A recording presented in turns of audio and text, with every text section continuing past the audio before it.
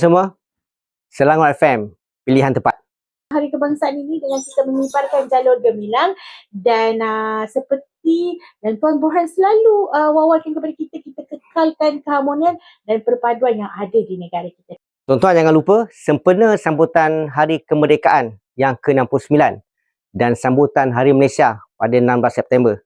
Marilah saya menyeru kepada seluruh jentera perpaduan negeri Selangor untuk mengibarkan jalur gemilang.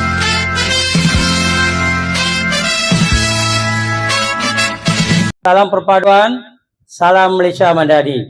Saya Jaga Rajan, anak lelaki Perumal, selaku pengerusi KRT Taman Sentosa Zon B dan juga mediator community peringkat daerah Selangor.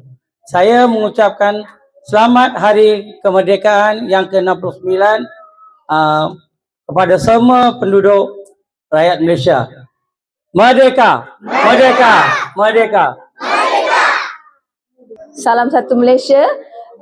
Saya Siti Fatimah binti Muhammad Faizal, selaras pengerusi JPTP di Tadika Perpaduan Taman Sentosa Zon B. Ingin mengucapkan selamat menyambut Hari Kemerdekaan yang ke-69.